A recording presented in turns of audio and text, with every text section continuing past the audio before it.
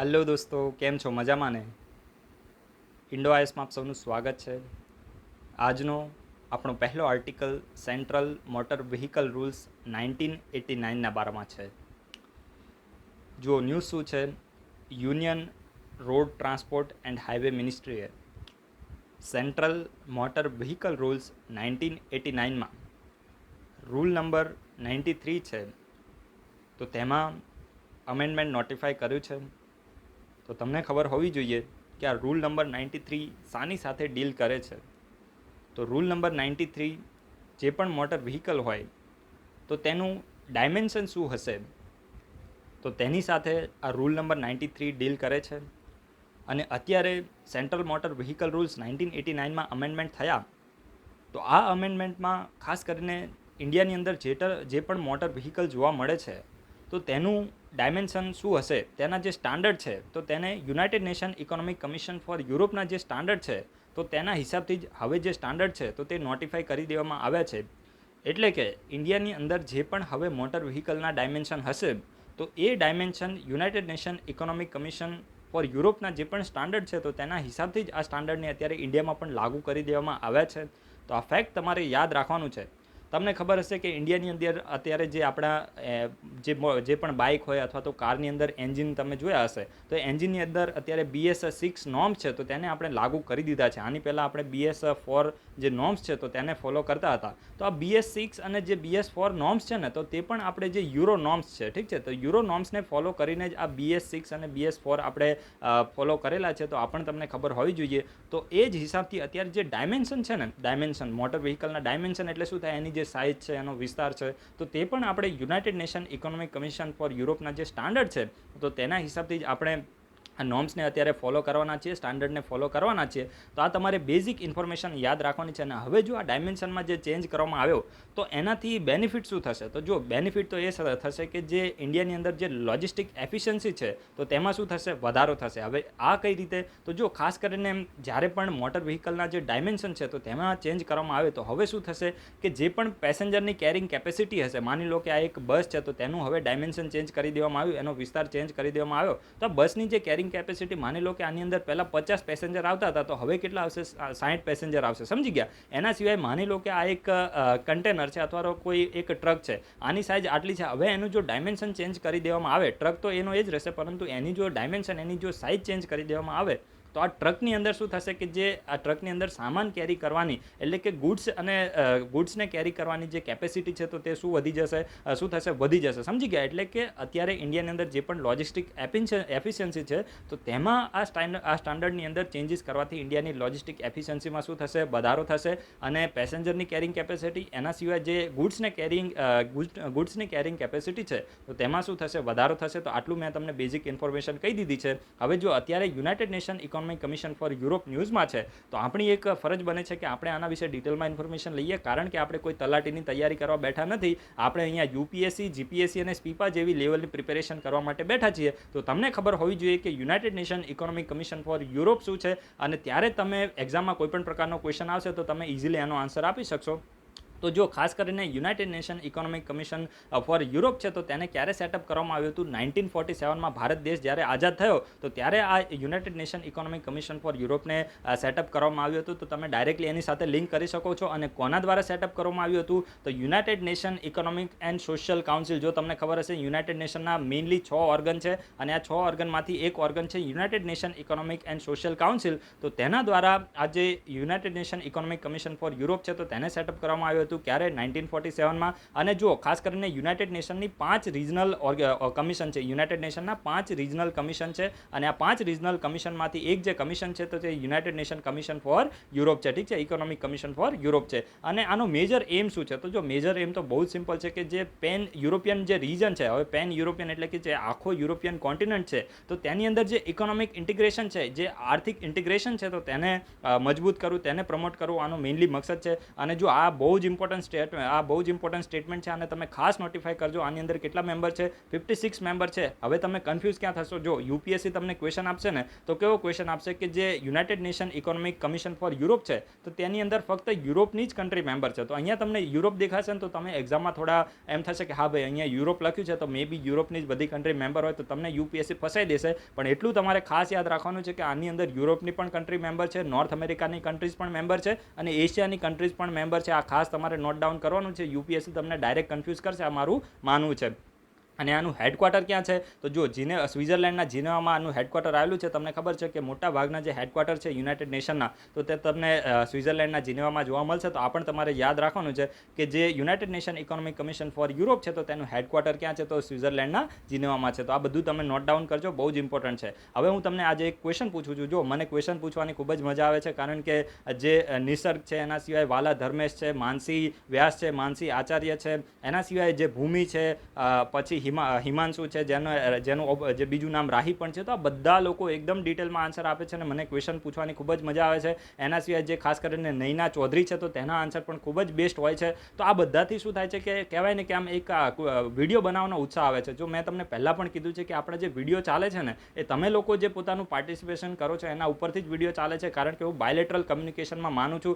હું થોડા એફર્ટ્સ લગાવું છું, થોડા એફર્ટ્સ તમે લગાવો તો શું થાય, થોડી મજા આવે અને એવું પણ લાગે કે ભાઈ આપણે બધા લોકો સાથે મળીને આગળ વધી રહ્યા છે. અદરવાઇઝ હું એકલો અહીંયા વિડીયો બનાવું, એકલો બધા ટોપિક ડિસ્કસ કરું, ક્વેશ્ચન પૂછું, આન્સર આપું, તો આ બધી વસ્તુ જે છે તો સારી નથી લાગતી. અને તમે લોકો જે પાર્ટિસિપેટ કરી રહ્યા છો, જે પણ લોકો 7 કે 8 લોકો પાર્ટિસિપેટ કરી રહ્યા છે તો એના હિસાબથી જ અત્યારે વિડીયો ચાલી રહ્યા છે. તો હું બીજા લોકોને પણ રિક્વેસ્ટ કરીશ કે તમે બધા લોકો પાર્ટિસિપેટ કરો અને બહુ જ મજા આવશે. કારણ કે ક્વેશ્ચન આન્સર જ્યારે તમે કરો, જ્યારે તમારી જાતે તમે આન્સર લખો તો ત્યારે એ વસ્તુ તમને લોંગ ટર્મ માટે યાદ રહેતી હોય છે. તો એ તમારે યાદ રાખવાનું છે અને દરેક લોકો પાર્ટિસિપેટ કરો. વિડીયો ગમે તો લાઇક કરો, તો એનાથી મને પણ થોડો મોટિવેશન મળશે. જો એક વસ્તુ યાદ રાખવાની, કોઈ પણ કાર્ય કરવા માટે હંમેશા ઉત્સાહની જરૂર હોય. તમે પ્રિપેરેશન કરો છો તો ત્યારે તમને એક અંદરથી મોટિવેશન હોવું જોઈએ કે આ વસ્તુ હું કરું છું તો ફ્યુચરમાં એની શું પોઝિટિવ ઇમ્પ્લિકેશન થશે. તો મને પણ એમ હોય કે જે હું જે કાર્ય કરી રહ્યો છું તો એની કંઈક પોઝિટિવ ઇમ્પ્લિકેશન મળી રહી છે. તો એક કહેવાય ને કે મોટિવેશન જરૂરી હોય છે કોઈ પણ કાર્ય કરવા માટે. તો તમને બધાને રિક્વેસ્ટ છે કે વિડીયો ગમે તો લાઇક કરો અને આન્સર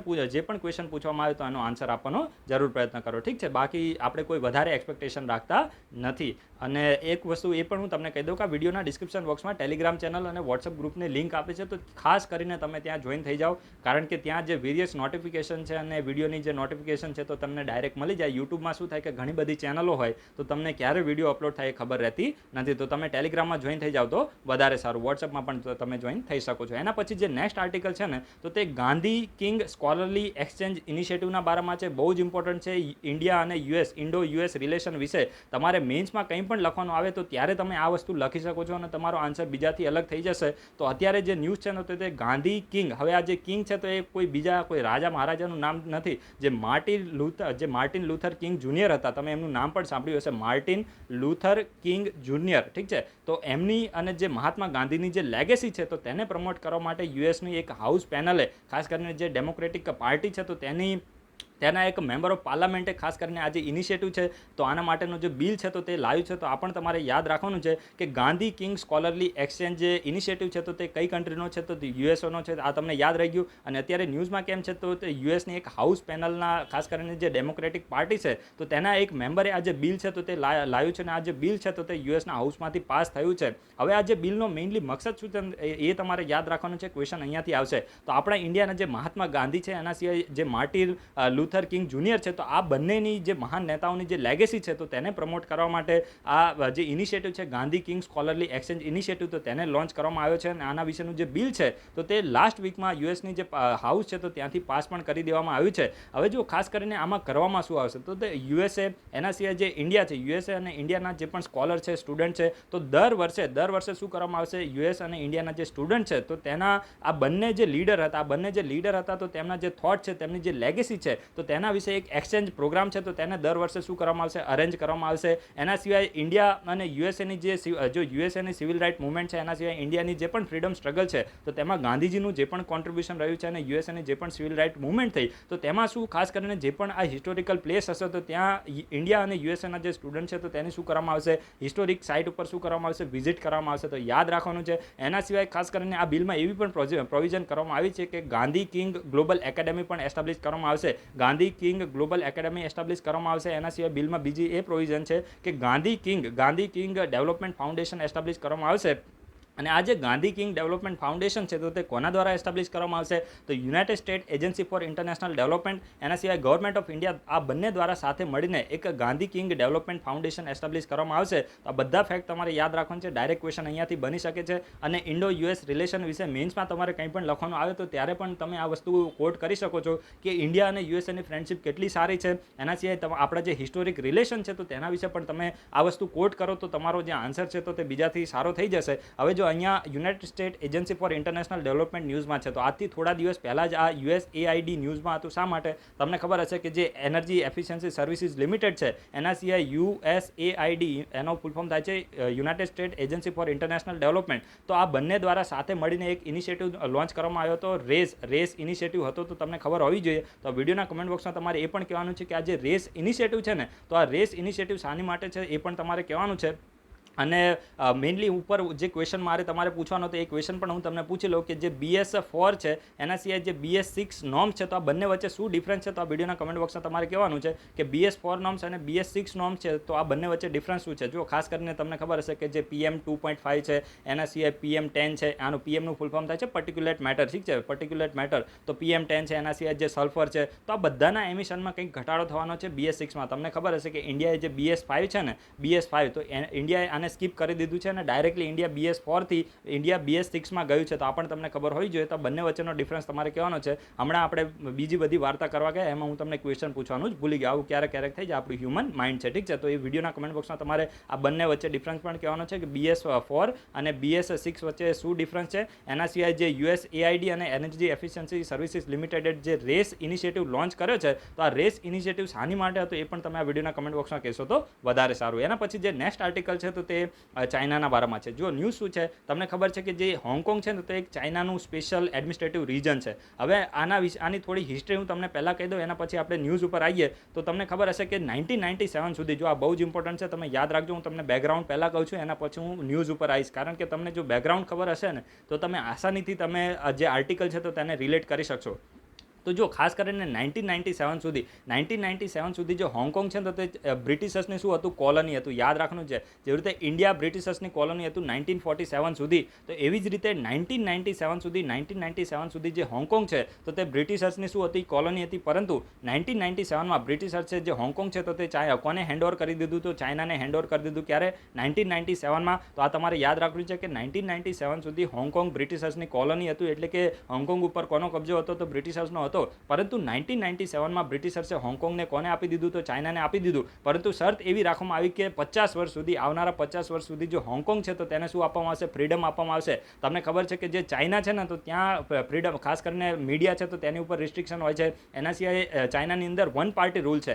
વન પાર્ટી રૂલનો મતલબ શું થાય કે ઇન્ડિયાની અંદર જેમ તમને ઓપોઝિશન પાર્ટી જોવા મળે છે, કોંગ્રેસ જોવા મળે છે, BJP જોવા મળે છે, એના સિવાય લાલુ યાદવની પાર્ટી છે, RJD છે, એના સિવાય સપા છે, બસપા છે, તો આ બધી ઇન્ડિયાની અંદર જે પાર્ટી જોવા મળે છે, ચાઇનાની અંદર આવું કશું છે જ નહીં. ચાઇનાની અંદર ફક્ત એક જ પાર્ટી છે અને એ પાર્ટીનું નામ છે કમ્યુનિસ્ટ પાર્ટી. ચાઇનાની અંદર કોઈ ડેમોક્રેસી નથી અને જે પણ સ્ટેટ કન્ટ્રીના હેડને સિલેક્ટ કરવામાં આવે તો એ પણ પાર્ટી દ્વારા ખુદના જે પણ લોકો હોય એને જ પ્રમોટ કરીને કન્ટ્રીના પ્રેસિડેન્ટ બનાવી દેવામાં આવે છે. તો એ પણ તમારે યાદ રાખવાનું છે કે ચાઇનાની અંદર કોઈ પણ ડેમોક્રેસી નથી. પરંતુ જ્યારે બ્રિટિશર્સે હોંગકોંગને ચાઇનાને હેન્ડઓવર કર્યું તો ત્યારે એવી શરત રાખવામાં આવી કે આવનારા 50 વર્ષ સુધી જે હોંગકોંગ છે તો તેને ફ્રીડમ આપવામાં આવશે. હોંગકોંગની અંદર ડેમોક્રેસી છે તો તેને મેન્ટેન કરવામાં આવશે. એટલે કે જે હોંગકોંગના જે લીડર હશે, જેવી રીતે ઇન્ડિયાની અંદર પ્રાઇમ મિનિસ્ટરને ડેમોક્રેટિકલી ઇલેક્ટ કરવામાં આવે છે તો એવી રીતે હોંગકોંગની અંદર જે પણ લીડર છે તો તેને પણ ડેમોક્રેટિકલી ઇલેક્ટ કરવામાં આવશે. અને જે પણ મીડિયાની ફ્રીડમ હશે અને બાકી બધી જે લોકોના ફંડામેન્ટલ રાઇટ હશે, જો તમને ખબર હોય તો એ પણ યાદ રાખવાનું છે કે જે ચાઇના છે તો તેની અંદર લોકોને કોઈ ફંડામેન્ટલ રાઇટ નથી. જેવી રીતે આપણે ઇન્ડિયાની અંદર ગવર્મેન્ટને ક્રિટિસાઇઝ કર્યું હોય રિઝનેબલ રિસ્ટ્રિક્શન સાથે તો આપણે ગવર્મેન્ટને ક્રિટિસાઇઝ કરી શકીએ છીએ. પરંતુ ચાઇનાની અંદર આ બધું અલાઉ નથી. તો અત્યારે જ્યારે બ્રિટિશર્સે હોંગકોંગને પાછું આપ્યું ચાઇનાને તો ત્યારે એવું શરત રાખવામાં આવી કે 50 વર્ષ સુધી, એટલે કે 1997થી 2047 સુધી જે હોંગકોંગ છે તો તેને અહીંયા સ્પેશિયલ સ્ટેટસ આપવામાં આવશે. હોંગકોંગ જે છે તો તે ખાસ કરીને એક સ્પેશિયલ એડમિનિસ્ટ્રેટિવ રીજન રહેશે અને અહીંયા કઈ સિસ્ટમને ફોલો કરવામાં આવશે? તો વન કન્ટ્રી ટુ સિસ્ટમ. એટલે કે ચાઇના એક જ કન્ટ્રી છે, પરંતુ હોંગકોંગની અંદર બે સિસ્ટમ રહેશે. બે સિસ્ટમનો મતલબ શું થયો કે ખાસ કરીને જે હોંગકોંગ છે તો તે ચાઇનાનો પાર્ટ તો છે, પરંતુ ત્યાં જે સિસ્ટમ છે તો તે ચાઇનાથી ડિફરન્સ હશે. જેવી રીતે ચાઇનાની અંદર એક કહેવાય ને કે વન પાર્ટી રૂલ છે, પરંતુ અહીંયા જે છે હોંગકોંગની અંદર ડેમોક્રેસીને મેન્ટેન રાખવામાં આવશે. તો વન કન્ટ્રી ટુ સિસ્ટમ જે મોડલ છે તો તે હોંગકોંગમાં ફોલો કરવામાં આવ્યું છે. તો આ પણ તમને ખબર હોવી જોઈએ. તો અમે તમને બેઝિક ઇન્ફોર્મેશન કીધી છે. અને હવે આપણે ન્યૂઝમાં આવીએ તો ન્યૂઝ શું છે કે ચાઇનાએ પોતાનો જે હોંગકોંગ માટે જે ન્યૂ ખાસ કરીને જે સિક્યોરિટી લો છે, નેશનલ સિક્યોરિટી લો, તો એને શું કરી દીધો છે, અનવેલ કરી દીધો છે. એનું જે આપણે એને ગુજરાતીમાં કહી શકીએ કે શુભારંભ કરી દીધો છે. તો આ પણ તમારે યાદ રાખવાનું છે કે રિસન્ટલી જે ચાઇનાએ હોંગકોંગ માટે જે નવો જે નેશનલ સિક્યોરિટી લો છે તો તેને અનવેલ કર્યો છે. તો આ પણ તમારે યાદ રાખવાનું છે. અને આ જે લો છે તો તે ખાસ કરીને ચાઇનાનું જે હોંગકોંગ ઉપર જે કંટ્રોલ છે તો તેને શું કરે છે, વધુ મજબૂત કરે છે. જો અત્યાર સુધી શું હતું કે ખાસ કરીને જે હોંગકોંગ છે તો તેને વધુ ફ્રીડમ આપવામાં આવી હતી, પરંતુ અત્યારે આ જિનપિંગનું જે મગજ છે તો એક પ્રકારે ફરી ગયું છે. અને તમને ખબર છે કે અત્યારે લગભગ છેલ્લા એક વર્ષથી જે હોંગકોંગ છે તો તેની અંદર જે પ્રો ડેમોક્રેસી મુવમેન્ટ છે તો તે ખૂબ જ સક્રિય થઈ રહી છે. અને સમગ્ર વિશ્વનું જે ધ્યાન છે તો અત્યારે હોંગકોંગ ઉપર છે. ખૂબ જ વધારે એવા પ્રોટેસ્ટ થઈ રહ્યા છે. અને આ જે લો છે એનું આપણે એક પ્રોપર નામ આપણે ડિસ્કસ કરીએ તો પ્રોપર નામ શું છે, the law of people's republic of China on safeguarding national security in Hong Kong special administrative region. તો આ નામ તમારે યાદ રાખવાનું નથી, ખાલી એટલું જ યાદ રાખજો કે new national security law of Hong Kong. ઠીક છે. અને આ જે લો છે તો તેને જે ચાઇનાની જે પાર્લામેન્ટ છે તો તેને અત્યારે પાસ પણ કરી દીધો છે. અને મેઇનલી જો ખાસ કરીને આમાં આ જે લો છે એની પ્રોવિઝનની વાત કરીએ તો આની આ જે લો છે તો એની અંદર 4 પ્રકારના ઓફેન્સ છે તો તેને પનિશેબલ કરવામાં આવે છે. અને આ 4 પ્રકારના ઓફેન્સ કયા છે તો એને પણ હું તમારી સાથે ડિસ્કસ કરું છું. તો જો ખાસ કરીને જે પણ સિસેશન છે, એના સિવાય સબવર્ઝન છે, ટેરરિસ્ટ એક્ટિવિટીઝ છે, એના સિવાય ફોરેન કન્ટ્રી સાથે કોઈપણ પ્રકારનું કોલ્યુઝન કરવામાં આવે છે, એક્સટર્નલ એલિમેન્ટ સાથે કોઈપણ પ્રકારનું કોલ્યુઝન કરવામાં આવે છે, જે કન્ટ્રીની જે નેશનલ સિક્યોરિટીને એન્ડેન્જર કરે છે, એટલે કે નેશનલ સિક્યોરિટી માટે ભયંકર છે. તો આ બધી વસ્તુને અત્યારે શું કરવામાં આવે છે, ઓફેન્સ ગણવામાં આવી છે. હવે આ સિસેશનનો મતલબ શું થાય, એક અલગાવવાદ. આને તમે સમજી શકો છો, જે રીતે અલગાવવાદી હોય તો આ સિસેશનનો મતલબ થાય અલગાવવાદ. તો ચાઇનાથી કોઈ પણ પ્રકારનો અલગાવવાદ કરવામાં આવે તો આ બધાને એક સિરિયસ ઓફેન્સ માનવામાં આવે છે. અને આની માટે એક લાઈફ ઇમ્પ્રિઝનમેન્ટની જે સજા છે તો તેનું પણ પ્રાવધાન કરવામાં આવ્યું છે. એના સિવાય કોઈ પણ વ્યક્તિ, હવે માની લો કે કોઈ પણ વ્યક્તિ હોંગકોંગમાં રહેતો નથી, હોંગકોંગનો રેસિડન્ટ નથી, તેમ છતાં હોંગકોંગની અંદર જે પણ પોલિટિક્સ છે તો તેની અંદર ઇન્વોલ્વ છે. માની લો કે કોઈ પણ વ્યક્તિ સોશિયલ મીડિયાના જરીએ અથવા તો કોઈ પણ એક્સટર્નલ રીતે એ હોંગકોંગની અંદર જે પણ પોલિટિક્સ ચાલી રહી છે તો તેમાં ઇન્વોલ્વ થઈ રહ્યો છે, હોંગકોંગની અંદર કોઈ પણ પ્રકારની સિક્યોરિટીને થ્રેટ થાય તો એવા કાર્ય કરી રહ્યો છે, તો તેને પણ અહીંયા શું કરવામાં આવશે, તેને પણ પ્રોસિક્યુટ કરવામાં આવશે. તો એવી પણ પ્રોવિઝન કરવામાં આવી છે કે કોઈ પણ વ્યક્તિ હોંગકોંગમાં રહેતો નથી, તેમ છતાં જો હોંગકોંગની સિક્યોરિટીને એન્ડેન્જર્ડ હોય એવું કોઈ પણ કાર્ય કરશે તો તેને પણ પ્રોસિક્યુટ કરવામાં આવશે. તો આ પણ તમારે યાદ રાખવાનું છે. અને જો આ પ્રોવિઝન ખૂબ જ ઇમ્પોર્ટન્ટ છે, યાદ રાખજો. અહીંયા હું એ પ્રોવિઝન તમારી સાથે ડિસ્કસ કરું છું કે આ જે નવું જે બિલ છે તો તેની અંદર એક નવો ડિપાર્ટમેન્ટ હોંગકોંગની અંદર શરૂ કરવામાં આવશે. અને એ જે ડિપાર્ટમેન્ટ છે તો તેનું નામ શું હશે, office for safeguarding national security. આ નવો ડિપાર્ટમેન્ટ હોંગકોંગની અંદર આ બિલની પ્રોવિઝનના હિસાબે શરૂ કરવામાં આવશે. હવે આ જે office for safeguarding national security આ જે ડિપાર્ટમેન્ટ છે તો આ શું કરશે, તો જો ખાસ કરીને જ્યારે પણ હોંગકોંગની અંદર સિરિયસ સિચ્યુએશન ક્રિએટ થશે તો ત્યારે જે પણ ઇન્ડિપેન્ડન્ટ લો કોર્ટ છે, હોંગકોંગની જે પણ ઇન્ડિપેન્ડન્ટ લો કોર્ટ છે તો તેની જે જ્યુરિસડિક્શન છે તો તેને કોણ ટેક ઓવર કરી લેશે, તો જે આ office for safeguarding national security department છે તો તે આ ખાસ કરીને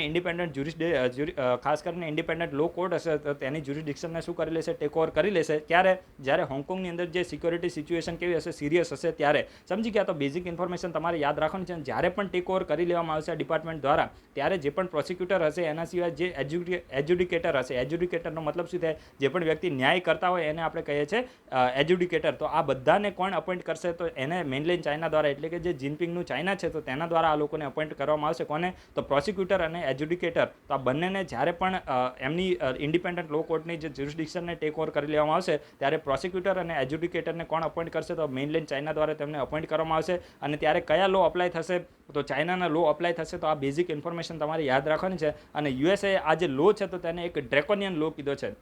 જે રીતે ખાસ કરીને તમને ખબર હશે કે જે રોલેટ એક્ટ હતો, રોલેટ એક્ટ ક્યારે આવ્યો હતો એ વિડીયોના કમેન્ટ બોક્સમાં તમારે કહેવાનું છે. રોલેટ એક્ટ હતો તો તેને પણ ડ્રેકોનિયન લો તરીકે કહેવામાં આવ્યો હતો. અને એના પછી જે ખિલાફત મુવમેન્ટ છે તો તે થઈ હતી. તો આ બધી હિસ્ટ્રીમાં પણ તમારે સાથે સાથે કનેક્ટ કરતું રહેવાનું છે. તો યુએસએ દ્વારા આ જે લો છે તો તેને ડ્રેકોનિયન લો કીધો છે, કારણ કે આ જે હોંગકોંગની જે ડેમોક્રેસી છે તો તેને ખતમ કરવા માટે છે. અને એના હિસાબથી યુએસએ આના વિશે એક બિલ પણ પાસ કર્યું છે. તો આ બેઝિક ઇન્ફોર્મેશન મેં તમને બધી કહી દીધી છે. અને મેં તમને એક બેકગ્રાઉન્ડ સાથે એકદમ ડિટેલમાં યુપીએસસી અને જીપીએસસી લેવલની મેં તમને ઇન્ફોર્મેશન આપી છે. તો હું આશા રાખીશ કે તમને જે પણ ટોપિક છે તો તે ક્લિયર એકદમ સમજ આવી ગયો હશે. હવે હોંગકોંગ અત્યારે ન્યૂઝમાં છે, તો આવું જ એક સ્પેશિયલ એક રીજન છે ચાઇનાનું, તો એનું નામ છે મકાઉ. તો આ વિડીયોના કમેન્ટ બોક્સમાં તમારે કહેવાનું છે કે આ જે મકાઉ છે તો તેના વિશે તમે 2-3 ઇન્ફોર્મેશન આપો તો વધારે સારું, કે જે મકાઉ છે તો તે પાસ્ટમાં કઈ કન્ટ્રીની કોલોની હતી. જે રીતે જે હોંગકોંગ છે તો તે બ્રિટિશર્સની કોલોની હતું. તો તમારે વિડીયોના કમેન્ટ બોક્સમાં કહેવાનું છે કે જે મકાઉ છે તો તે પાસ્ટની અંદર કઈ કન્ટ્રીની કોલોની હતી, એ આ વિડીયોના કમેન્ટ બોક્સમાં તમે કહેજો. અને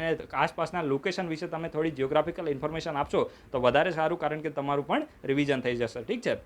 એના પછી જે નેક્સ્ટ આર્ટિકલ છે તો તે ડેમોગ્રાફિક ડિવિડન્ડમાં બારમાં છે. હવે જો તમને ખબર છે કે ઇન્ડિયાનો જે ડેમોગ્રાફિક ડિવિડન્ડ છે તો તે ખૂબ જ વધારે છે, ખાસ કરીને યુરોપિયન કન્ટ્રી હોય, એના સિવાય જપાન છે, સાઉથ કોરિયા છે, નોર્થ અમેરિકા છે. તો આ બધી કન્ટ્રી કરતાં ઇન્ડિયાનો જે ડેમોગ્રાફિક ડિવિડન્ડ છે તો તે ખૂબ જ વધારે છે. અને આ જે ડેમોગ્રાફિક ડિવિડન્ડ છે તો તે ઇન્ડિયામાં કન્ટિન્યુઅસલી સ્વેલ થઈ રહ્યો છે, એટલે કે કન્ટિન્યુઅસલી તે ફૂલી રહ્યો છે. આપણે કહી શકીએ કે એમાં કન્ટિન્યુઅસલી વધારો થઈ રહ્યો છે, અને આ ખૂબ જ પોઝિટિવ સાઇન છે. અને આપણને કઈ રીતે ખબર પડી છે આ યાદ રાખવાનું છે. આર્ટિકલ ખૂબ જ ઇમ્પોર્ટન્ટ છે મેઇન્સ માટે.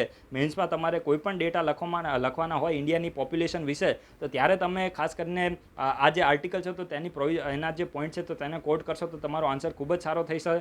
તો અત્યારે ન્યૂઝ શું છે, તો જો ખાસ કરીને જે સેમ્પલ રજિસ્ટ્રેશન સિસ્ટમ 2018 રિપોર્ટ છે, યાદ રાખજો, બહુ જ ઇમ્પોર્ટન્ટ છે. સેમ્પલ રજિસ્ટ્રેશન સિસ્ટમ 2018 રિપોર્ટ, તો રિસન્ટલી આ જે રિપોર્ટ છે તો તે રિલીઝ થયો છે. અને આ રિપોર્ટમાં એવું જાણવા મળ્યું છે કે ઇન્ડિયાનો જે ડેમોગ્રાફિક ડિવિડન્ડ છે તો તે કન્ટિન્યુઅસલી શું થઈ રહ્યો છે, વધી રહ્યો છે. અને ઇન્ડિયા માટે ખૂબ જ પોઝિટિવ સાઇન છે, કારણ કે ઇન્ડિયાની જે પણ ટોટલ પોપ્યુલેશન છે, ઇન્ડિયાની ટોટલ પોપ્યુલેશનની અંદર જે વર્કિંગ એજ પોપ્યુલેશન છે તો એ વર્કિંગ એજ પોપ્યુલેશનનો પ્રપોર્શન કન્ટિન્યુઅસલી શું થઈ રહ્યો છે, વધી રહ્યો છે. અને ઇન્ડિયા માટે ખૂબ જ સારી એવી વાત છે. હવે તમને એમ થાય કે આ વર્કિંગ એજ પોપ્યુલેશન શું હોય છે. જો યુપીએસસી ઓલરેડી આના વિશે ઇકોનોમીમાં ક્વેશ્ચન પૂછેલો છે કે વર્કિંગ એજ પોપ્યુલેશનમાં કયું એજ ગ્રુપ આવે, તો તમારે યાદ રાખવાનું છે કે 15 વર્ષથી લઈને 59 વર્ષની ઉંમરથી 15 વર્ષથી લઈને 59 વર્ષ સુધીની ઉંમરના જે લોકો છે તો તે સામે આવે છે, વર્કિંગ એજમાં આવે છે. વર્કિંગ એજ એટલે તમે સમજી શકો છો આ લોકો કામ કરે છે. ઠીક છે. કારણ કે આની પછી સિનિયર સિટીઝન આવી જાય, અને 15 વર્ષથી જે નાના લોકો એને આપણે બાળકો સમજીએ છીએ, કારણ કે આ લોકો છે તો તે ખાસ કરીને ભણવામાં ઇન્વોલ્વ હોય છે. અને વૃદ્ધ લોકો ખાસ કરીને જે એક કહેવાય ને કે રિટાયરમેન્ટની એજમાં હોય છે તો એને આપણે વર્કિંગ એજમાં ગણતા નથી. તો તમારે યાદ રાખવાનું છે કે 15 વર્ષથી લઈને 59 વર્ષની જે ઉંમરના જે લોકો છે તો તે સામે આવે છે, વર્કિંગ એજમાં આવે છે. અને પોઝિટિવ વાત એ છે કે જે ખાસ કરીને અત્યારે SRS જે સેમ્પલ રજિસ્ટ્રેશન સિસ્ટમ 2018 રિપોર્ટ છે તો એમાં એવું જાણવા મળ્યું છે કે ઇન્ડિયાની લગભગ 66% પોપ્યુલેશન સામે છે, વર્કિંગ એજમાં છે. આ તમારે યાદ રાખવાનું છે, ખૂબ જ પોઝિટિવ સાઇન છે. અને 2013થી લઈને કન્ટિન્યુઅસલી ઇન્ડિયામાં જે વર્કિંગ એજ છે તો તે વધી રહી છે. અને જો ખાસ કરીને ઇન્ડિયાની અંદર 22 મેજર સ્ટેટ છે. મેજર સ્ટેટ એટલે શું થાય, જે પણ નોર્થ ઇસ્ટ એરિયા ઇન્ડિયાના જે રીતે સિક્કિમ છે, મણિપુર છે, નાગાલેન્ડ છે, તો આ બધા માઇનર સ્ટેટ છે. ઇન્ડિયાની અંદર લગભગ 22 જેટલા મેજર સ્ટેટ છે. મેજર સ્ટેટ કયા, જે રીતે યુપી છે, તમિલનાડુ છે, એના સિવાય બિહાર છે, ગુજરાત છે, મહારાષ્ટ્ર છે, મધ્યપ્રદેશ છે, તો આ મેજર સ્ટેટ આવે છે. ઠીક છે.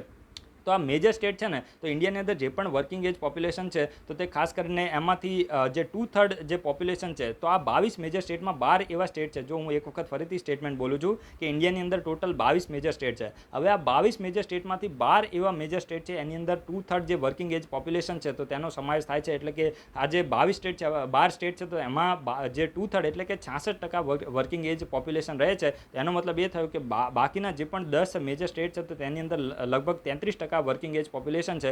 જો સમજાવ્યું ના હોય તો એક વખત ફરીથી તમે વિડીયોને થોડો આગળ લઈ જઈને ફરીથી સાંભળજો, તમને ખબર પડશે. એટલે કે ઇન્ડિયાની અંદર જે પણ વર્કિંગ એજ પોપ્યુલેશન જોવા મળે છે તો તેમાં જે ખાસ કરીને 66% પોપ્યુલેશન છે તો તે 22 મેજર સ્ટેટમાંથી કેટલા સ્ટેટમાં છે, 12 સ્ટેટમાં છે. એટલે એનો મતલબ એ થયો કે 22માંથી કેટલા બાકી રહ્યા, 10 બાકી રહ્યા. તો બાકીની 33% જે વર્કિંગ એજ પોપ્યુલેશન છે તો તે 10 મેજર સ્ટેટમાં જોવા મળે છે. આ તમને ખબર હોવી જોઈએ. અને જો ખાસ કરીને આંધ્રપ્રદેશ અને તેલંગાણા એવા સ્ટેટ છે જ્યાં 70% પોપ્યુલેશન કેવી છે, વર્કિંગ એજમાં આવે છે. એટલે કે 70% પોપ્યુલેશન 15 વર્ષથી લઈને 59 યર્સના એજ ગ્રુપમાં જોવા મળે છે. તો આ બંને સ્ટેટ માટે ખૂબ જ સારી એવી બાબત છે. એના સિવાય ઇન્ડિયાની અંદર ખાસ કરીને આપણે વર્કિંગ એજ પોપ્યુલેશનની વાત કરીએ તો જે પણ લેસ ડેવલપ સ્ટેટ છે ને, ખાસ કરીને જે રીતે છત્તીસગઢ છે, છત્તીસગઢ એક લીસ્ટ ડેવલપ સ્ટેટ છે. તો આવા સ્ટેટની અંદર ખાસ કરીને જે વર્કિંગ એજ પોપ્યુલેશનનો જે રેશિયો છે તો તે ઓછો જોવા મળે છે. તો આ પણ ફેક્ટ તમને ખબર હોવી જોઈએ. અને જો એક એક્સેપ્શન એવું છે કે જે હાઈ ડેવલપ સ્ટેટ કયું છે, કેરલા તમને ખબર છે કે ડેવલપ સ્ટેટ છે, ત્યાં હેલ્થ કેરની ફેસિલિટી ખૂબ જ વધારે છે, જે લાઈફ એક્સપેક્ટન્સી છે તો તે વધારે છે, અને જે મેટરનલ મોર્ટાલિટી રેટ છે તો તે ઇન્ડિયાની અંદર ખૂબ જ ઓછો છે કેરલાની અંદર. તો જે ડેવલપ સ્ટેટ છે તો આપણે અત્યારે ઉપર વાત કરીએ જે લીસ્ટ ડેવલપ સ્ટેટ છે ને ત્યાં વર્કિંગ એજ પોપ્યુલેશન ઓછી જોવા મળે છે, પરંતુ જે ડેવલપ સ્ટેટ છે તો તેમાં કેરલા એક એક્સેપ્શન છે, કારણ કે કેરલાની અંદર જે આપણે છેલ્લા કેટલાક વર્ષમાં જોઈએ તો જે વર્કિંગ એજ પોપ્યુલેશન છે તો તેમાં ઘટાડો થઈ રહ્યો છે. એવું કેમ છે? કારણ કે કેરલાની અંદર જે એજ્યુકેશન છે તો તે ખૂબ જ વધારે છે, હેલ્થકેર ફેસિલિટી ખૂબ જ વધારે છે, વુમન છે તો તે ખૂબ જ એજ્યુકેટેડ છે, એના હિસાબથી જે બાળકો છે તો તેની સંખ્યા ખૂબ જ ઓછી હોય છે, એટલે કે જે જન્મદર છે તો તે કેરલામાં ખૂબ જ ઓછો છે, કારણ કે જે આ લાઈફ એક્સપેક્ટન્સી છે તો તે વધારે છે, હેલ્થકેર ફેસિલિટી વધારે છે, અને એના હિસાબથી જે ડેવલપ સ્ટેટ છે તો તેની અંદર કેરલા એક્સેપ્શન છે, કારણ કે ત્યાં વર્કિંગ એજ પોપ્યુલેશન કેવી જોવા મળે છે? લો જોવા મળે છે. તો આ બધા નાના નાના ફેક્ટ તમારે યાદ રાખવાનો છે. મેં આ પૂરો આર્ટિકલ તમારી સાથે ડિસ્કસ કરી લીધો છે ઇન્ડિયાના ડેમોગ્રાફિક ડિવિડન્ડ્સ વિશે. તો મેન્સમાં તમારે ડેમોગ્રાફિક ડિવિડન્ડ વિશે કંઈ પણ લખવામાં આવે તો ત્યાં તમે આ સેમ્પલ રજિસ્ટ્રેશન સિસ્ટમ 2018 રિપોર્ટને તમે કોડ કરી શકો છો. ઠીક છે, બહુ જ ઇમ્પોર્ટન્ટ છે, તમારે યાદ રાખવાનું છે. હવે અત્યારે ડેમોગ્રાફિક ડિવિડન્ડ ન્યૂઝમાં હતું અને વર્કિંગ એજ ને આ બધું ન્યૂઝમાં હતું, તો હું તમને ક્વેશ્ચન પૂછું છું. આ વિડીયોના કમેન્ટ બોક્સમાં તમારે કહેવાનું છે કે જે વર્કિંગ પોપ્યુલેશન અને જે વર્કિંગ ફોર્સ અને લેબર ફોર્સ, જો બોલવામાં થોડી ભૂલ થઈ, વર્કિંગ ફોર્સ અને લેબર ફોર્સ, આ બંને વચ્ચે શું ડિફરન્સ હોય? આ વિડીયોના કમેન્ટ બોક્સમાં તમે કહેજો. બહુ જ ઇમ્પોર્ટન્ટ છે. જે ઇકોનોમી છે એમાં સ્ટેટિકમાં આ ક્વેશ્ચન આવી શકે છે. વિડીયોના કમેન્ટ બોક્સમાં તમારે કહેવાનું છે કે જે લેબર ફોર્સ છે અને જે વર્ક ફોર્સ છે આ બંને વચ્ચે શું ડિફરન્સ હોય છે. બહુ જ માઇનર ડિફરન્સ છે, પરંતુ તમને ખબર હોવી જોઈએ. અને ઇકોનોમીમાં આ જ પ્રકારના જે ક્વેશ્ચન છે તો તે જીપીએસસીની પ્રિલિમ એક્ઝામમાં આવતા હોય છે, તો તમારે આ વિડીયોના કમેન્ટ બોક્સમાં એનો આન્સર કહેવાનો છે. એના પછી જે નેક્સ્ટ આર્ટિકલ છે તો તે એરિયલ સીડિંગના બારામાં છે. જો ન્યૂઝ શું છે, જે હરિયાણાનો જે ફોરેસ્ટ ડિપાર્ટમેન્ટ છે તો તેને સમગ્ર સ્ટેટની અંદર જે એરિયલ સીડિંગ તો તેને પાયલોટ બેઝિસ ઉપર શરૂ કર્યું છે. તો ન્યૂઝમાં આગળ વધતા પહેલાં હું તમને એકદમ સિમ્પલ ટર્મની અંદર કહી દઉં કે આ એરિયલ સીડિંગ શું હોય છે. હવે જો સીડિંગનો મતલબ તમે સમજી શકો છો કે જે અનાજના જે પણ બીજ હોય, માની લો કે તમારે કોઈ એક પૌધો એટલે કે એક છોડ ઉગાડવો છે, ઠીક છે, તો આ છોડને ઉગાડવો હોય તો એની માટે તમારે કંઈક તો જોઈએ ને, એક બીજ તો જોઈએ ને. એ બીજથી શું થાય? આ છોડને મોટું થાય. તો હવે આ એરિયલનો મતલબ તમે સમજી શકો છો કે હવામાંથી જે પણ બીજ છે તો તેને શું કરવામાં આવશે? ધરતી ઉપર નાખવામાં આવશે. હવે હું તમને એકદમ સિમ્પલ લેંગ્વેજમાં સમજાવું. જો એરિયલ સીડિંગમાં થશે શું? માની લો કે આ કોઈ એક બીજ છે, ઠીક છે, તો આ બીજને શું કરવામાં આવશે? જે પણ માટી હશે, એના સિવાય કમ્પોસ્ટ હશે, એના સિવાય ચાર હશે. કમ્પોસ્ટનો મતલબ થાય ખાતર, ઠીક છે, રસાયણ. તો જે પણ ફર્ટિલાઇઝર હશે તો આ બધાથી આ બીજ છે ને એને શું કરવામાં આવશે? પહેલાથી જ આ બીજને કોટ કરી દેવામાં આવશે. હવે માની લો કે આ એક બીજ છે, ઠીક છે, તો આ બીજની ઉપર માટી છે તો એને કોટ કરવામાં આવશે, એના ઉપર જે પણ ફર્ટિલાઇઝર છે એને કોટ કરવામાં આવશે, ચારને કોટ કરવામાં આવશે, કમ્પોસ્ટને કોટ કરવામાં આવશે, અને આ બીજ શું થશે? એનો વજન વધી જશે. સમજી ગયા? પછી જ્યારે આ બધું કોટિંગ કમ્પ્લીટ થઈ જશે, બીજનો વજન વધી જશે, પછી શું કરવામાં આવશે? જે પ્લેન હશે, હેલિકોપ્ટર હશે, એના સિવાય ડ્રોન હશે, તો એનાથી શું કરવામાં આવશે? હવામાંથી આ જે બીજ છે તો તેને જમીન ઉપર શું કરવામાં આવશે? નાખવામાં આવશે. હવે શું થશે? જ્યારે પણ વરસાદ આવશે ને તો ત્યારે આ જે બીજ છે તો તે ઓટોમેટિક વરસાદના પાણીથી શું થશે? ઉગી જશે, કારણ કે ઓલરેડી આની અંદર જે ફર્ટિલાઇઝર છે, જમીન છે, તો આ તો હશે જ તે. હવે આ ટેકનિકનો યુઝ કેમ કરવામાં આવશે એ પણ તમને ખબર હોવી જોઈએ. તો જો ખાસ કરીને તમને ખબર હશે કે જે ડિફિકલ્ટ ટેરેન હોય અને જે પણ જગ્યાએ જે આપણે એક કહેવાય ને કે જે સામાન્ય રીતે જે પણ આપણે ખેતી કરીએ છીએ, કે સામાન્ય રીતે ખેતી કરીએ એમાં શું કરીએ કે જે પણ જમીન હોય તો એને આપણે શું કરીએ? પહેલાં પ્લગ કરીએ, એટલે કે એને આપણે ખેડી લઈએ, અને એના પછી એની અંદર જે બીજ છે તો તેનું વાવેતર કરીએ. પરંતુ જે ડિફિકલ્ટ ટેરેન હોય, માની લો કે કોઈ હિલી એરિયા છે, તો હિલી એરિયાની અંદર આપણે ત્યાં વ્યક્તિગત રીતે જઈને આ બધું કરવું ડિફિકલ્ટ હોય છે. તો એ જે ડિફિકલ્ટી છે તો તેને દૂર કરવા માટે આ જે એરિયલ સીડિંગની ટેકનિક છે તો તેને યુઝ કરવામાં આવે છે. જે પણ બીજ હોય તો તેને શું કરીને કોટિંગ કરીને હવામાંથી જમીનની ઉપર શું કરવામાં આવે છે? ફેંકવામાં આવે છે. અને જ્યારે વરસાદ પડે તો ઓટોમેટિકલી આ જે બીજ છે તો તે ઉગી નીકળે છે. સમજી ગયા? તો હવે અત્યારે જે હરિયાણાનું જે ફોરેસ્ટ ડિપાર્ટમેન્ટ છે તો તેને આ ઇનિશિયેટિવ લીધો છે અને પાયલટ બેઝિસ ઉપર શરૂ કર્યો છે. તો આજે ખાસ કરીને જે પણ ઇનએક્સેસિબલ એરિયા હોય, હવે જો જે અરાવલી હિલ છે તો તે હરિયાણામાં પણ છે, આ પણ તમને ખબર હોવી જોઈએ. તો હરિયાણાની અંદર જે અરવલ્લી હિલ છે તો ત્યાં શું કરવામાં આવશે? જે પણ ડિફિકલ્ટ ટેરેન હશે, જ્યાં એક્સેસિબલ એરિયા નહીં હોય, તો હેલિકોપ્ટરના મારફતે, એના સિવાય પ્લેનના મારફતે અને ડ્રોનના મારફતે શું કરવામાં આવશે? હવામાંથી આ જે બીજ હશે તો તેને કોટિંગ કરીને જમીન ઉપર ફેંકવામાં આવશે. તો જ્યારે પણ વરસાદ આવશે તો ઓટોમેટિક આ જે બીજ છે તો તે ઉગી નીકળશે. અને આ જે ટેકનિક છે તો મેં તમને એકદમ ડિટેલમાં બહુ જ સિમ્પલ ભાષામાં કહી દીધી છે કે જે માટી છે, એના સિવાય કમ્પોસ્ટ છે, ચાર છે, તો આ બધા જે મટીરિયલ છે તો તેને મિક્સ કરીને બીજને ઉપરથી ફેંકવામાં આવશે. હવે જો આમાં એકચ્યુઅલીમાં શું હોય કે આ ટેકનિક કઈ રીતે કામમાં આવશે? તો જો બીજ છે ને તો તેનો વજન તો ખૂબ જ હલકો હોય. હવે માની લો કે તમે હવામાંથી એને જમીન ઉપર ફેંકો તો ટાર્ગેટેડ એરિયામાં પડે ને બીજી કોઈ જગ્યાએ જતું રહે, કારણ કે બીજ હવામાં ઉડી જાય, કારણ કે એનું વજન તો હલકું હોય ને. પરંતુ આ માટી અને બધાથી એને કોટ કરવામાં આવશે, એને કોટિંગ કરવામાં આવશે, તો એનું વજન શું થશે? વધી જશે. અને એના હિસાબથી જે ટાર્ગેટેડ એરિયામાં જ્યાં પણ આપણે એને બીજને ફેંકવું હશે, બીજની ગોળીને ફેંકવી હશે, તો તે આપણે એને ફેંકી શકશું. તો આ પણ તમારે યાદ રાખવાનું છે કે એનો જે વજન છે તો તે વધી જશે, અને એના હિસાબથી આપણે જે ટાર્ગેટેડ એરિયામાં જ્યાં પણ માની લો કે આ એરિયામાં આપણે બીજને નાખવું છે, હવે માની લો કે કોટિંગ કર્યા વગર બીજને નાખીએ તો અહીંયાથી આપણે નાખીએ તો હવામાં ઉડીને આ જગ્યાએ જતું રહે, ઠીક છે. તો આ વસ્તુ ના થાય એ જ વસ્તુને દૂર કરવા માટે આમાં જે બીજ છે તો તેમાં વજન વધારવા માટે કોટિંગ કરવામાં આવે છે કે ભાઈ આ જગ્યાએ આપણે બીજને નાખવું છે, તો એ વસ્તુ આ પોસિબલ થઈ શકે છે. તો આ બેઝિક મેં તમને ઇન્ફોર્મેશન કહી દીધી છે અને એના ફાયદા પણ મેં તમને કીધા છે. અને આ જે ટેકનિક છે ને તો તેને ફાયર એન્ડ ફર્ગેટ પ્લાન્ટેશન પણ કહેવાય છે, fire and forget way plantation કહેવાય છે. જે રીતે તમે ફાયર એન્ડ ફર્ગેટ મિસાઇલનું નામ સાંભળ્યું હશે કે એક વખત એને છોડી દો હવામાં, પછી ભૂલી જાવ, ઓટોમેટિક એનો જે ટાર્ગેટ છે તો તેને હિટ કરી દેશે. તો એવી જ રીતે આ જે મેથડ છે એરિયલ સીડિંગની મેથડ, તો તેને પણ fire and forget way of plantation કહે છે. કારણ કે એક વખત બીજને હવામાંથી નીચે નાખી દીધા પછી એની કેર લેવાની કોઈ પણ જરૂર નથી, કારણ કે ઓટોમેટિક જ્યારે પણ વરસાદ આવે તો ઓટોમેટિક આ જે બીજ છે તો તે ઉગી નીકળે છે. એટલા માટે જ અહીંયા આ જે મેથડ છે પ્લાન્ટેશનની મેથડ, તો તેને fire and forget way of plantation પણ કહેવામાં આવે છે. તો આ પણ તમારે યાદ રાખવાનું છે, બહુ જ ઇમ્પોર્ટન્ટ છે. યુપીએસસી તમને પૂછી શકે કે fire and forget way of plantation શું છે, તો જે એરિયલ સીડિંગની જે મેથડ છે તો તેને જ અહીંયા ફાયર એન્ડ ફર્ગેટ કહેવાય છે. કારણ કે એક વખત બીજને હવામાંથી જમીન ઉપર નાખી દીધા પછી એનું કોઈ પણ ધ્યાન લેવાની જરૂર નથી, ઓટોમેટિક જ્યારે વરસાદ આવે તો તે ઉગી નીકળે છે, ઠીક છે. એના પછી જે નેક્સ્ટ આર્ટિકલ છે તો તે ખાસ કરીને ઇન્ડિયાની યંગ પોપ્યુલેશનના બારામાં છે. આ પણ મેન્સ માટે ખૂબ જ ઇમ્પોર્ટન્ટ છે. અત્યારે જો આપણા જે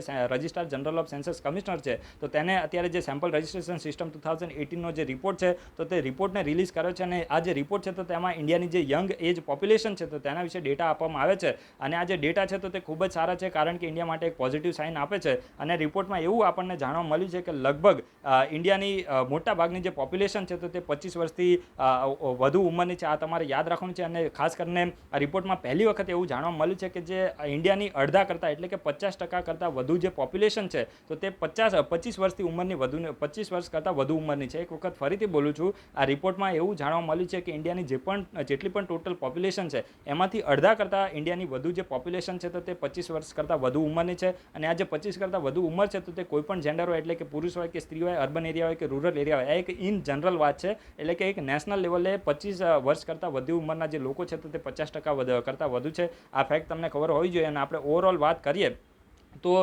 જેટલી પણ પોપ્યુલેશન છે તો તેમાં 25 વર્ષ કરતાં ઓછી ઉંમરના કેટલા છે તો 46.9% જે લોકો છે, 46.9% લોકો તો તે 25 વર્ષ કરતાં ઓછી ઉંમરના છે. એનો મતલબ એ થયો કે જે 53.1% જે લોકો છે તો તે કેટલી ઉંમરના હશે તો 25 વર્ષ કરતાં વધુ ઉંમરના હશે. તો આ પણ તમને ફેક્ટ ખબર પડી ગઈ. તો આ લોકો પણ વર્કિંગ એજ પોપ્યુલેશનમાં આવે છે. તો બેઝિક ડિફરન્સ તમે યાદ રાખજો. અને ખાસ કરીને આપણે જો ફર્ટિલિટી રેટની વાત કરીએ તો ઇન્ડિયાની અંદર જે ફર્ટિલિટી રેટ છે તો તે કન્ટિન્યુઅસલી શું થઈ રહ્યો છે, ડાઉન થઈ રહ્યો છે. એનું રીઝન પણ તમને ખબર છે કે પહેલાંના જમાનામાં શું હતું કે જે હેલ્થ કેર ફેસિલિટી હતી એટલી સારી નથી, બાળકનું જે મૃત્યુ છે તો તે બહુ જ જલ્દી થઈ જતું હતું. ને એના હિસાબથી જે માતા પિતા હોય તો તે ખાસ કરીને વધુ બાળકોને જન્મ આપવાનું પ્રિફર કરતા હતા. એટલે કે તમે પહેલાંના જમાનામાં જોશો તો તમને 7, 8, 9 આ સંખ્યામાં પણ ક્યારેક બાળકો જોવા મળે છે. પણ અત્યારના સમયમાં જે એજ્યુકેશન છે તો તે પણ વધી ગયું છે. એના સિવાય જે લિટરસી આપણે કહીએ કે વુમનની લિટરસી પણ વધી છે અને વુમન પણ એજ્યુકેટેડ છે. અને અત્યારે બાળકોની સંખ્યા મોટા ભાગના લોકો બે બાળકોની સંખ્યા રાખવાનું લિમિટ રાખે છે. કારણ કે ઇન્ડિયાની અંદર જે હેલ્થ કેર ફેસિલિટી વધવાથી જે લાઈફ એક્સપેક્ટન્સી છે, બાળકનું જે અપેક્ષિત આયુષ્ય છે તો તે પણ વધી ગયું છે. અને એના હિસાબથી ઇન્ડિયાની અંદર જે ફર્ટિલિટી રેટ છે તો તે કન્ટિન્યુઅસલી ડાઉન થઈ રહ્યો છે. અને એના હિસાબથી જે યંગ એજ પોપ્યુલેશન છે તો તે પણ ધીરે ધીરે ઘટી રહી છે અને વૃદ્ધ લોકોની સંખ્યા પણ વધી રહી છે. હવે જો બિહાર એકમાત્ર એવું રાજ્ય છે અને ઉત્તર પ્રદેશ એવું રાજ્ય છે જ્યાં હજુ પણ જે ફર્ટિલિટી રેટ છે તો તે વધુ જોવા મળે છે. અને બિહાર એકમાત્ર એવું રાજ્ય છે જ્યાં ફર્ટિલિટી રેટ 3.2 થી વધુ છે. આ યાદ રાખવાનું છે. એટલે કે પર સ્ત્રી દરેક એક ઓન એન એવરેજ એક સ્ત્રી જે છે તો 3.2 બાળકોને જન્મ આપે છે. હવે અહીંયા તમારે કન્ફ્યુઝ થવાનું નથી, 3.2 લખ્યું તો એવું ક્યારે હોય નહીં કે 3.2માં બાળક ના હોય. પણ આ એક ઓન એન એવરેજ અત્યારે લીધી છે કે બિહારની પર સ્ત્રી 3.2 બાળકોને જન્મ આપે છે. અને યુપીની વાત કરીએ તો યુપીમાં જે ફર્ટિલિટી રેટ છે તો 2.9 છે. એટલે કે યુપીની જે પર સ્ત્રી છે તો તે ઓન એન એવરેજ 2.9 બાળકોને જન્મ આપે છે. તો આ પણ તમારે યાદ રાખવાનું છે. હવે 2.9માં પણ તમારે કન્ફ્યુઝ થવાનું નથી કે 0.9 તો કઈ રીતે બાળક હોય, પણ આ એક એવરેજ નીકાળેલી છે. તો આ તમારે જ્યારે મેન્સમાં કંઈ પણ લખવાનું આવે તો ત્યારે તમે આ જે ડેટા છે તો તેને કોટ કરી શકો છો. આજે આપણે બધા જે આર્ટિકલ છે તો તેને એકદમ ડિટેલમાં મેન્સના પર્સપેક્ટિવમાં પણ ડિટેલમાં ડિસ્કસ કર્યા છે. વિડીયો થોડો લાંબો લાગ્યો હોય તો વિડીયોને તમે જ્યારે પણ વિડીયો લાંબો લાગે તો તમે એની સ્પીડને 2x કરી શકો છો, 1.5 અથવા તો 1.75 કરી શકો છો. તમારો ટાઈમ પણ સેવ થશે. ડેઇલી તમે નોટ્સ બનાવતા રહેજો. જે પણ ક્વેશ્ચન પૂછવામાં આવે એના આન્સર તમે આપજો. આજે જે ક્વેશ્ચન પૂછવામાં આવે છે તો તે BS4 અને BS6નો ડિફરન્સ પૂછવામાં આવ્યો છે. એના સિવાય ખાસ કરીને મેં તમને જે મકાઉ છે તો તેના વિશે તમને ક્વેશ્ચન પૂછ્યો છે. અને જે વર્કફોર્સ અને લેબર ફોર્સ છે, વર્કફોર્સ અને લેબર ફોર્સ, તો આનો પણ મેં તમને ડિફરન્સ પૂછ્યો તો આ વિડીયોના કમેન્ટ બોક્સમાં તમે એટલું કહેશો તો વધારે સારું, ઠીક છે. તો અને એક પણ બીજો પણ મેં તમને ક્વેશ્ચન પૂછ્યો કે આ જે રેસ ઇનિશિયેટિવ છે, જે ખાસ કરીને એનર્જી એફિશિયન્સી સર્વિસ લિમિટેડ અને યુએસ એડ, તો એના દ્વારા રેસ ઇનિશિયેટિવને લોન્ચ કરવામાં આવ્યો છે, તો એ શાની માટે છે? તો આટલા જે 4 ક્વેશ્ચન છે, તો ડિટેલમાં તમે એનો આન્સર આપજો. જે પણ લોકોનો આન્સર આમ તો બધાના બેસ્ટ આન્સર જ હોય છે, પરંતુ આપણે ઓલ્ટરનેટિવલી જે પણ મેમ્બર્સે પોતાના એફર્ટ લગાવી રહ્યા છે, તો એને આપણે રેકગ્નાઇઝ કરીશું. તો દરેક લોકો આન્સર આપવાનો પ્રયત્ન કરશો અને જે પણ સારો આન્સર લાગશે એને આપણે ગ્રુપમાં શેર કરી દઈશું, ઠીક છે. સો થેન્ક્સ ફોર વોચિંગ. તમારા બધાનો દિવસ શુભ જાય.